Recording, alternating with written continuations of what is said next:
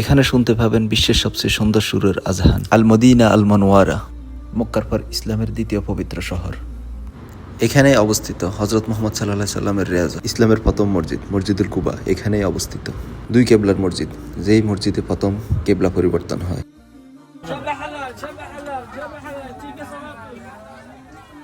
এটা ইন্দোনেশিয়া নয়, এটা মদিনায়। এখানে দেখতে পাবেন রাস্তার ধারে বিক্রি করা হয় বিশ্বের দামি পারফিউমগুলো। ওয়াদি আল জিন, এখানে সবকিছু ডালের দিকে না গিয়ে বরং উপরের দিকে গড়ায়। এটি সেই গুহা যেখানে প্রিয় নবী আশ্রয় নিয়েছিলেন। উহুদ পর্বত, এটি মদিনার সবচেয়ে উঁচু পাহাড়। মুহাম্মদ সাল্লাল্লাহু আলাইহি সাল্লামের নির্দেশ না মানায় যেখানে 70 জন সাহাবা শহীদ হয়েছেন। লক্ষ মুসলিম এখানে উপস্থিত হয় হজ ও উমরা পালনের উদ্দেশ্যে।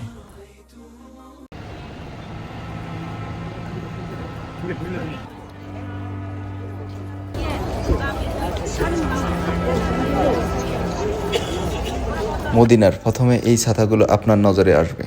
এটি হলো মসজিদে নববীর ছাতা। এটা বিশ্বের সবচেয়ে বড় ছাতা, যার প্রতিটির আকার 625 বর্গমিটার।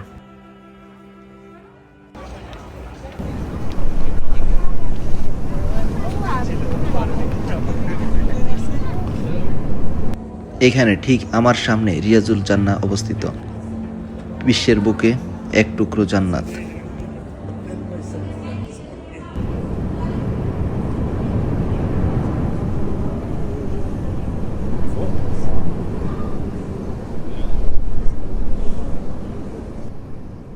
এখানকার আজানের সুর বিশ্বের প্রতিটি মানুষের মন কেড়ে নিতে সক্ষম।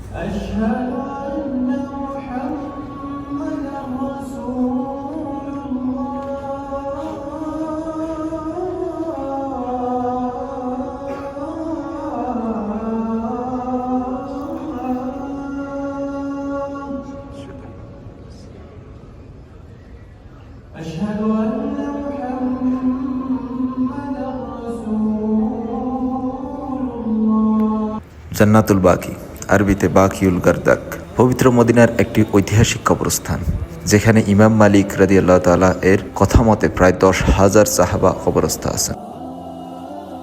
এবং এখানে হযরত মুহাম্মদ সাল্লাল্লাহু আলাইহি সাল্লামের অনেক আত্মীয় শহীদ আছে। মসজিদে কুবা, হযরত মুহাম্মদ সাল্লাল্লাহু আলাইহি সাল্লাম নবুয়ত প্রাপ্তির পর এটি ইসলামের ইতিহাসে নির্মিত প্রথম মসজিদ। এই মসজিদে নামাজ আদায় করলে এক উমরা সমপরিমাণ সওয়াব।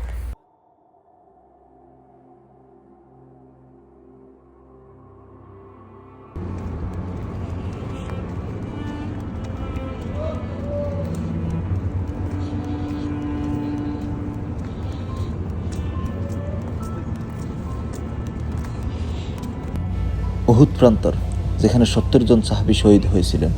হযরত মুহাম্মদ সাল্লাল্লাহু আলাইহি সাল্লামের নির্দেশ অমান্য করে তীরন্দাজ সাহাবীরা তাদের স্থান ত্যাগ করে, যেই কারণে মুসলিম বাহিনীর ডানে ও বামে পাকা স্থান তৈরি হয় এবং শত্রুপক্ষ এই সুযোগে অতর্কিত হামলা চালায়, যার ফলে 70 জন সাহাবী শাহাদাত বরণ করে। এটা হলো মসজিদ উহুদ। উহুদের যুদ্ধে যাওয়ার আগে হযরত মুহাম্মদ সাল্লাল্লাহু আলাইহি সাল্লাম এই মসজিদে নামাজ আদায় করেছিলেন। ঠিক আমাদের সামনে এখানে হযরত মুহাম্মদ সাল্লাল্লাহু আলাইহি সাল্লাম উহুদের যুদ্ধে আশ্রয় নিয়েছিলেন। যখন কাফেররা জানা গেছে এই জায়গায় আছে নবীজি, তখন নবীজি ওই জায়গায় গিয়ে আশ্রয় নিচ্ছে। ওই যে সিমেন্ট দিয়ে বন্ধ করা ওই জায়গায় গিয়ে আশ্রয় নিচ্ছে। এটি আল পাস মসজিদ। এটি একটি ঐতিহাসিক মসজিদ। আল মদিনা মনোয়ারায় অবস্থিত। এটি উহুদ পাহাড়ের সাথে সংযুক্ত ছোট মসজিদ। এতে কিবলার পাশে পাহাড়ের গায়ে খোদাই করা একটি আসন রয়েছে। নবী হযরত মুহাম্মদ সাল্লাল্লাহু আলাইহি সাল্লামের আয়াত ও প্রার্থনার সাক্ষী স্থানগুলোর মধ্যে একটি। এটি হলো ওয়াদি আল জিন বা জিনের উপত্যকা। এই উপত্যকাটি গ্র্যাভিটি হিল নামে পরিচিত একটি ঘটনার জন্য বিখ্যাত, যেখানে যানবাহন ঢালু পথের উপরে ওঠার সময় মাধ্যাকর্ষণ শক্তির বিপরীতে চলতে থাকে।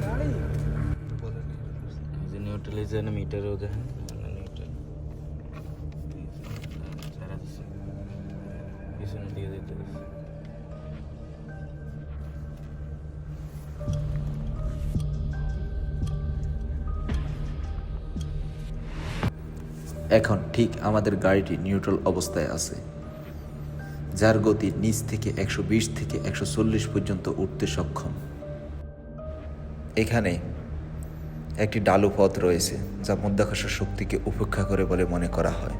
যানবাহন ডালু পথের উপরে ওঠার সময় স্বয়ংক্রিয়ভাবে উপরে উঠতে থাকে। এই রহস্যময় ওয়াদি আল জিন কোনো অলৌকিকতা নাকি দৃষ্টিবোম?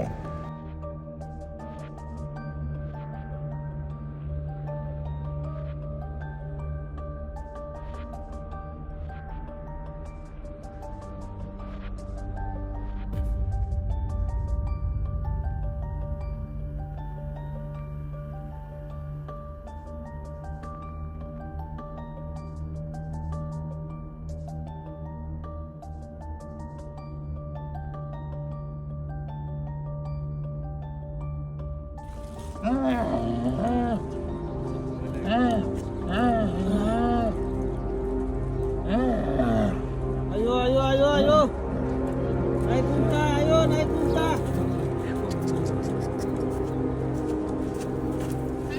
Kamu deh. Jabun nih, jabun nih.